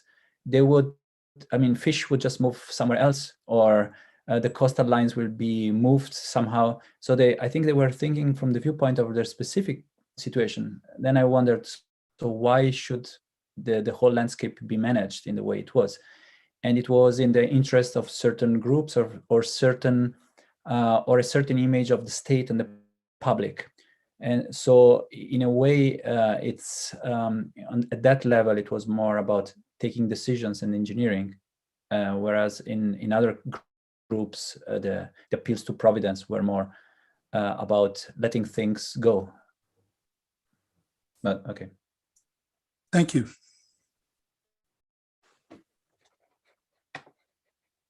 Marie-Louise sent a note about her video. Oh yeah, it's okay. It's yeah, I can switch it on, but they sorted that for me. Okay. If you agree, I can answer to the question in the chat. Yes, go ahead. Can you also perhaps say something about the questions for people watching on YouTube? So say a bit what the question is as well. I have to read it. I understand that the mechanism of death in the case of the cave became linked to air and the absence of certain elements, but I wonder about the persistence of the early view that the cave really is a poison. Could you reflect on the miasma bad air view for us a bit, and the speed at which the bad air killed in the case of the cave? The speed seems what it is really special, and it invites a view of toxicology. Okay, it's very interesting, but according to what I study until today, I think the most frightening aspect was that the miasma, the moffeta, the gas was invisible, because risk consists of the fact that you can't see it. You die, but you are totally, it's impossible for you, for the others that are looking to, for example, to the dog's experiment, which was the thing that actually killed the dog. So it means another risk, the risk that is impossible to isolate the cause of the risk, the agent of the risk. So maybe, yes, speed, it's something that could frighten you, but quite often, perhaps always, was the problem that there is no way to see what is actually killing you. And okay, I have a question, but after Marie-Louise answer to the question in the chat. Yeah, Marie-Louise, do you want to go ahead? Sure. So the question is there much discussion of the psychological health of the tradesmen, the physicians included? Fear, for example, would have been a natural feature of the plague physician's daily life. And is there a mind-body story to tell about how fear led to bodily sickness? Any thoughts about this? So yes, the psychological sort of states of emotions or passions is really embedded in sort of humoral medicine in the period. So one of the 6 non-naturals to be regulated is emotions. And in the discussion on physicians, the Ramazzini text, he writes that they are more inclined to melancholy. That's the nature of their kind of humoral composition, and so that in itself can cause health problems that have to essentially be managed or can be managed, but they have a propensity to that kind of mindset, and that's comes across in the other texts that he sort of recommends that scholars use to manage their working life. Essentially, he recommends things like, don't study at night, don't study in the day, because it's also kind of in relation to rest and when you eat. So this whole kind of ecosystem of health that includes the psychology or emotions or passions is all part of this of the advice, essentially. And certainly fear is something that you definitely see coming through in documentation and medical treatises and about plague epidemics. Fear, again, this linking to sort of psychological, the passions, the emotions, has a kind of a physical effect whereby it can open up the body to disease. So by sort of thinking it, you can become unwell, or you're more susceptible to contact plague. So it's kind of similar to what you're saying. It's not necessarily something that you can see, but it's something that can have a physical effect on you before you necessarily know that it's happened. So guarding against that kind of that fear, essentially. And one of the ways that health boards do this is by sometimes sort of moving people who died of plague, or moving dead bodies at night so that people wouldn't see it during the day. And they also give sort of, in Manchuria, they give it's almost like a uniform to the grave diggers who carry the bodies through, and they have bells and things. So it kind of gives people the opportunity to, okay, I hear that bell, so I'm going to stay away because something is being, it's going to pass by that I may not want to see. So absolutely, fear has a part in the physician and in the management of plague epidemics. And that sense of emotions and passions that need to be managed in the course of working life, both during plague epidemics and without, does come through. Thank you. Thank you. Claudia said she has a question. Hey, thank you everyone for your talks. They were very interesting. So I have noticed something listening to all the talks, and I was wondering if you have some general comments or if my take on this is right. So when I first read the title Risk in Early Modern Philosophy, I think I was operating with sort of our concept now, which involves, I take it, not just danger, but also some conception of probability. And I was quite struck by how some of these accounts didn't integrate this as much. And I was wondering, is it like having a sort of naturalized view where the course of nature, so you're really trying to predict things at a higher level than just it's more dangerous here, but it's not always going to happen, is what you get. Or if there's just like no, like there's the packing thesis that there's really like no concept of probability for these people before a certain era. So I just wondered if any of you have any reflections on the connection between risk in our modern sense, where there's like, a danger that is just like higher, but not always emergent. And I guess here the modern concept of risk. Can I start answering that? That's a fabulous question. And because all the questions have been great. So modern probability is usually dated to the middle of the 17th century, as you know, so 1660s really. And you have people like Pascal and Fermat, and then later on you have like Leibniz and Huygens, and I don't know how much later Huygens is, but anyway. Now Cardano does have a book, as you probably know, on games of chance, and it's an incredible forerunner to later work on frequency analysis.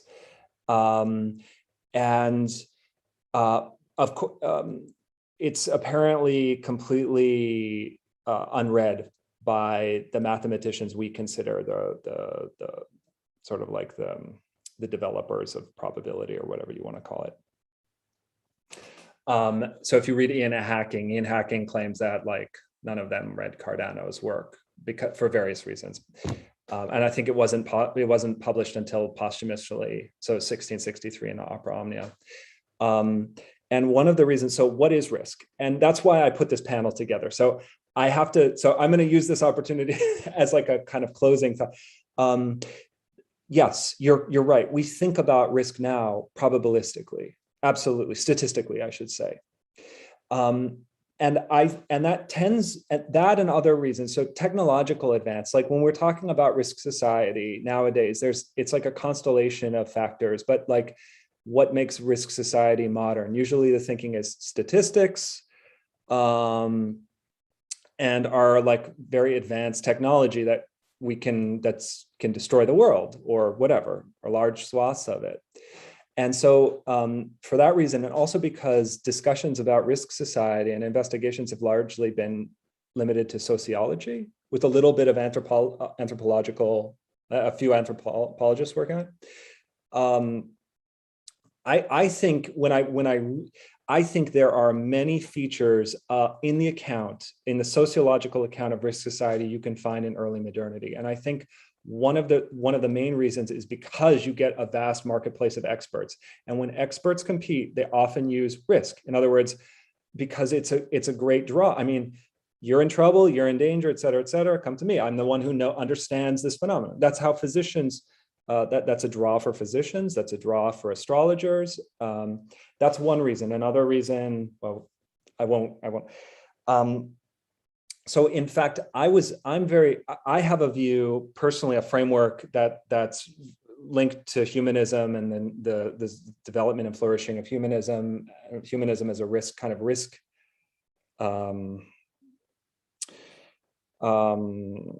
humanism as a response to risks. But the reason I put together this panel is because I think that there's a lot of ways to get into this question, to consider history of risk, and to do so before modern probability in particular, or in ways that don't touch directly on statistics.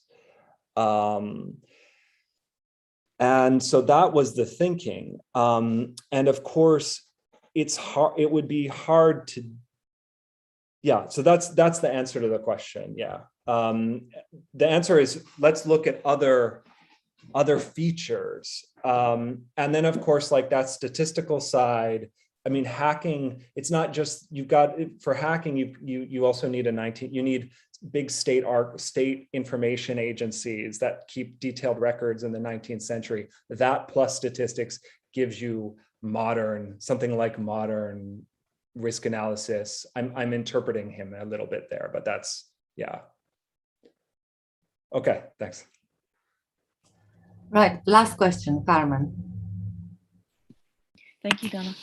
I have a very short question that's about the animal spirits and the dreams, and how animal spirits produce dreams, and it's for Jonathan. And I was wondering about the role of heat. You mentioned something about heat, but it was very brief. And I'm thinking that Cardano must still be within the Galenic paradigm. And I'm thinking whether there's something like a concoction of dreams going on there, or what is exactly the role of heat? Could you tell us something more about this? Thank you. Yeah, and there's okay. I also see in the chat, there's a question about humanism that I've gotten before, and I apologize, I don't think I'll be able to get to that, but maybe in correspondence. Yeah, so he is working within he's working within a Hippocratic. He's very largely, I mean, Galenic as well, but for him, Hippocrates is the master of medicine. And he's going back in many ways to Hippocrates in his own mind, to a pure form of medicine. Heat is, the sort of touchstone text for him is the De Carnibus by Hippocrates, which posits this kind of heat that is almost like a Stoic pneuma. And that generates things and living bodies in the world. He thinks that Hippocrates and other writers, by the way, identified this cosmic heat with the soul itself. In the De Subtilitate, he comes very close to saying that he does say that heat is soul. And then he has a little bit of a qualification where he goes, oh, but not the human, not the intellective soul. And of course, if censors notice that and whatever. As far as the influx, sometimes it looks like the soul, sometimes it looks like a kind of pantheistic soul principle, and sometimes it looks much more like an intermediary, like a spiritus mundi of Ficino, or a kind of anima mundi at the very least, where it's it's mediating and it's doing this sort of thing. But this is the issue. When he's and this is one of the issues with the Inquisition, because you have this outer heat and you have this inner heat, and it's the play between the outer and the inner that really in many ways characterizes the human, I'd say, for Cardano, this leads to charges that he's basically like we'd say now, a materialist or a determinist. I don't know, that's a very quick answer. Did I get everything? Okay, thanks. Well, I suspect you don't want to answer to the question about humanism because you only have 1 minute or 2 minutes, so that's... Yeah, and I apologize for using it in such a completely broad, I just wanted, what I really wanted to do was what I wanted to say was I have my own framework for viewing risk, and I have a project proposition that I'm waiting to hear back on to have a team on this.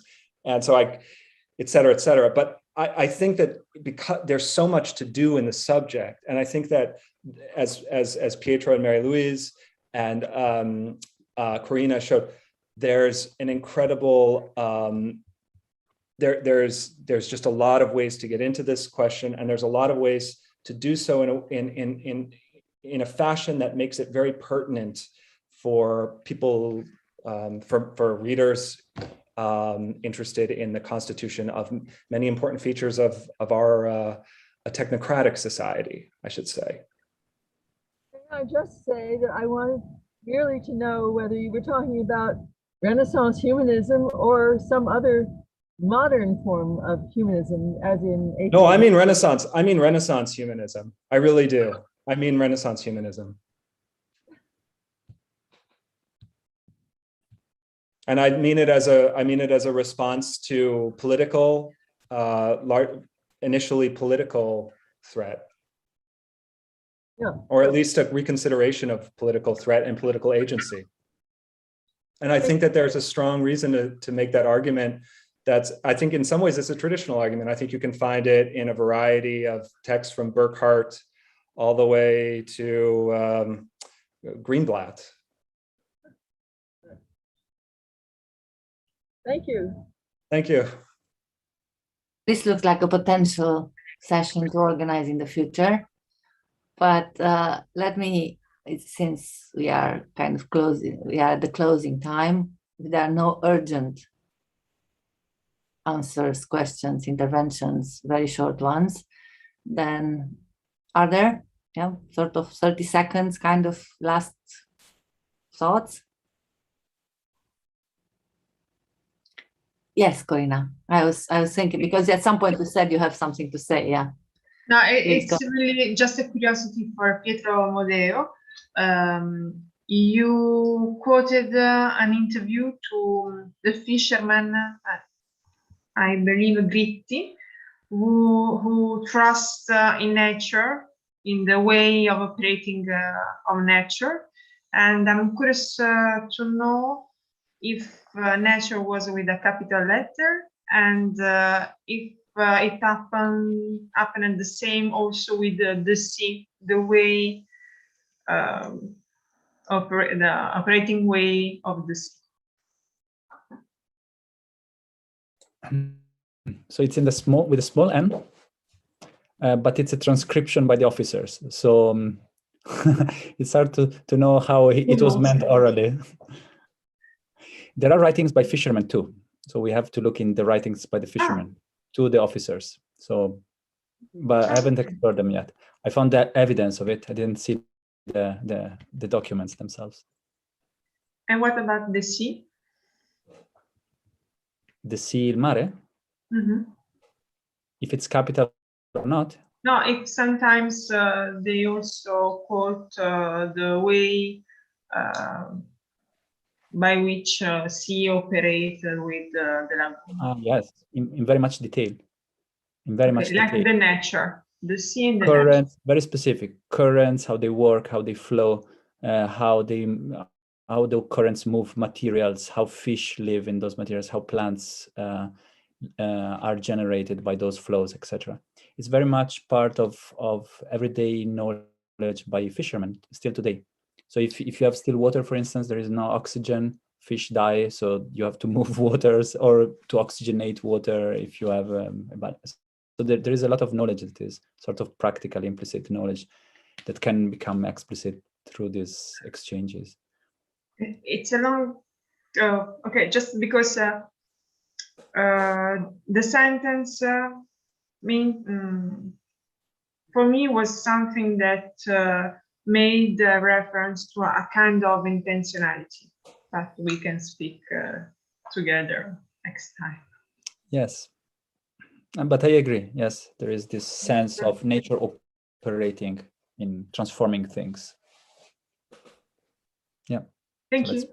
Yeah. Pietro, Corina, and Mary Louise, thank you very much. I have questions for you all, and we don't have time, and I hope we can have a drink since we're all around. And of course. Thank you.